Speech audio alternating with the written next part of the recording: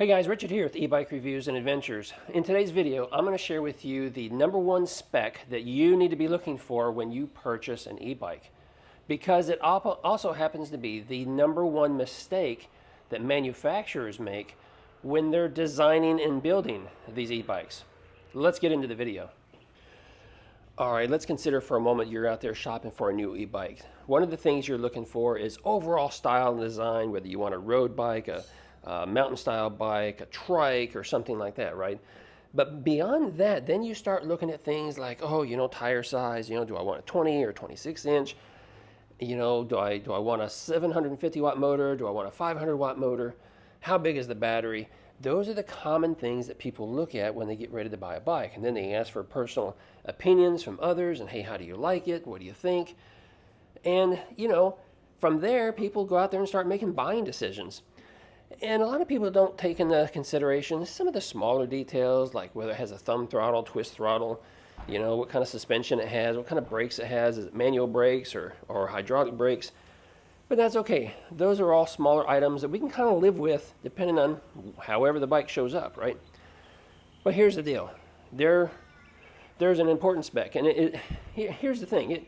It affects your ability to ride the bike comfortably, and it's going to affect your riding experience. What am I talking about? I'm talking about the gear set that you find on these bikes. Okay, you've heard me mention it before. Oh, this bike has a good gear set. Oh, this bike has a bad gear set. So let's talk about it so I can share with you a little bit more about what I'm talking about. We're going to use the Ansky here as our example. Okay, the Ansky is equipped with a 750 watt motor. It's got a 16 amp hour battery. It's got a 7-speed Shimano shifter, okay? And it's got, what is that? A 46, I think that was a 46 tooth front crank. And then, of course, it's got this freewheel back here, which is a 7-speed. Now, when you're looking at bikes and you're shopping online, oftentimes the manufacturer will simply tell you, oh, it's a 7-speed or it's an 8-speed. Most all bikes, probably 90% of them, are 7-speed bikes. And you might think, okay, cool, right? But the problem is, if the manufacturer doesn't get this right back here, you're going to have a bad riding experience because you're going to experience a lot of ghost pedaling. Now, ghost pedaling is when you're pedaling the bike, okay? And the bike's going at a higher speed than what you can keep up with right here. So let's say the bike is going 20 miles an hour, and you're not able to continue spinning the crank fast enough to keep up with the bike to have that resistance as you're pedaling, right? Well, what's happening there is you're ghost pedaling. And that's when you start getting to where this is just spinning freely, and you hear the clunk, clunk once in a while when you're able to catch up to it. And it's just not a good riding experience. Guys, let me tell you what, it's easily fixed. It's easily fixed at the manufacturer level if they had simply put the right parts together to match the bike. Here's what I'm talking about. If you have a bike or a trike, and I'm going to use the Electric XP here as an example, it's a single speed trike, so there's no gears back there, okay? But they do have this I think it's like a 42 tooth sprocket on the front, and I'm not sure what it is in the back, but it's pretty small. But this bike goes 14 miles an hour top speed.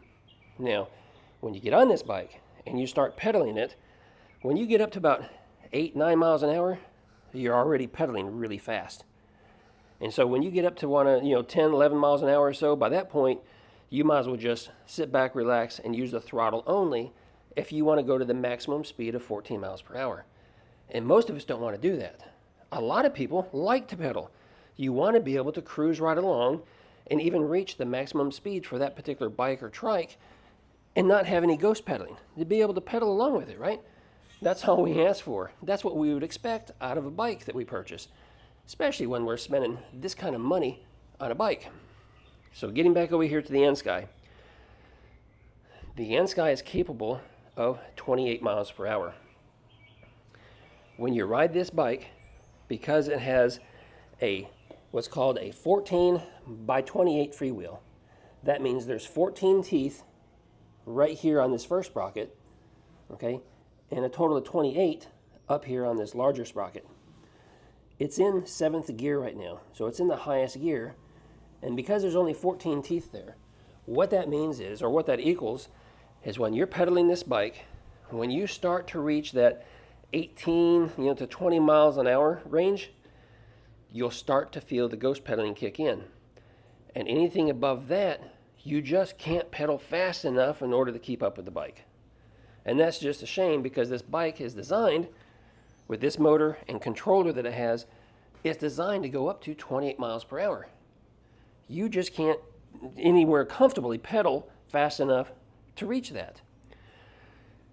So here's the deal. If you like to pedal and you don't have any plans in going faster than 20 miles an hour, look to see what kind of gear set or cassette or freewheel that it has. And if it has a 14 by 28, you're fine, because that's going to allow you to get to about 20 miles an hour or so. Now, the size of front crank here does come into play there just a little bit, and it can make a difference. So that's a completely different component there, though. Most of them are somewhere around the 44, 46, or even 48 tooth. The bigger that it is, the more resistance you'll have at that higher speed, and a more comfortable experience you're going to have at higher speeds. But at a slow speed, if you're starting off on a hill or something like that, it does make it just a little bit harder to get started when you have a big one in the front. So, getting back to this, if you're someone that likes to ride fast and you occasionally want to be able to go faster than 20 miles per hour, and you occasionally maybe want to go 25, or maybe you're like me and sometimes you just want to go full bore and hit that 28 miles per hour maximum speed on your bike, then a 14 by 28 cassette or freewheel is not going to get it. That's just not going to work. So what you're looking for, if you want to be able to pedal comfortably at those max speeds, not have a lot of ghost pedaling, you need to find something like the Truxus Explorer over here. I'm trying to get over here to show you. Okay, this is an 8-speed, and it is got an 11 tooth. This first sprocket down here is 11 tooth, and I think that top one there was 32 if I'm not mistaken. So that's an 11 by 32. You can sometimes find them that it's like an 11 by 36, or excuse me, 11 by 34. The mock wheel Obsidian over here. Okay, that's also, yeah, that's an 8-speed. This mock wheel Obsidian, again, 11 tooth small sprocket right here. When you have the 11 by 28, 11 by 32, something in that range, it's going to allow you to pedal, and you're not going to have any ghost pedaling to get up to those top speeds of 26, 27, 28 miles an hour. That's the key right there. I would say, in my rough estimate, based on all the bikes that I've had this past year, all the bikes I currently have, probably 80% at least, maybe even more than that, will come with a 14 by 28 gear set, even though the bike is designed or is capable of going up to 28 miles per hour. And that's a shame. That's a shame. That's a huge miss on these manufacturers. For those of you who've been on my channel for a while, and for those of you who are new, go look for the video that I made on the Truxus Explorer. I think that is one of the first ones I received that actually had the 11 by 32 on the back, and it was a dream to ride. It was like, wow, finally a bike on the market that rides the way it's supposed to, that pedals the way it's supposed to, that allows you to pedal and have good resistance even at those high speeds. Then came the Obsidian, then came the X-Peak here. The X-Peak is designed very well similarly. I think I had another one. I think the King Bull was also one that had a good gear set on it. But almost everything else is just under geared. I think it's because these manufacturers really don't know what they're doing. Most of them are just, hey, there's a boom in the e-bike market, let's start producing e-bikes. So they go, they grab a catalog, they pick out a couple of bikes, they tell the manufacturer to start building bikes and put their name on it. And these manufacturers, they're just slapping these 14 by 28s in, bike after bike after bike, and no one is telling them, hey, stop a minute, this isn't working.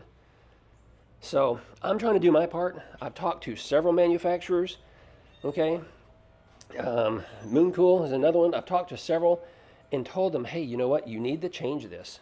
You need to change this to make it a better riding experience for all of us. And you know what? This is what my suggestion to you is. Before you make a purchase, you see, and again, depends on how you want to ride. If you're someone who doesn't want to ride fast, it doesn't matter then. That 14 by 28 is fine. If you're not going to go more than 20, great. That's fine. But if you're someone who knows you're going to occasionally exceed that or just like to ride fast, look for it. Make sure it's got 11 by 28, 11 by 32, something in that range. The biggest thing is it's got to have that 11 tooth sprocket on the rear. That's the magic right there. Guys, let me know what you think about this video. Give me a thumbs up if you appreciate it. Tell me what you're riding. Tell me if you experience ghost pedaling. Tell me if you have taken actions to correct it. Because one thing you can do to help, it's not the best fix, but one thing that you can do to help is to change this out right here. It's fairly easy to change out. Add a bigger one, and it does help considerably. So that's something we can do aftermarket. I'm actually getting ready to do that on this one right here, and I'm going to show it to you. So yeah, just let me know down below what you think. Subscribe if you're new. I'll see you guys in another video real soon. Ride responsibly, ride safe.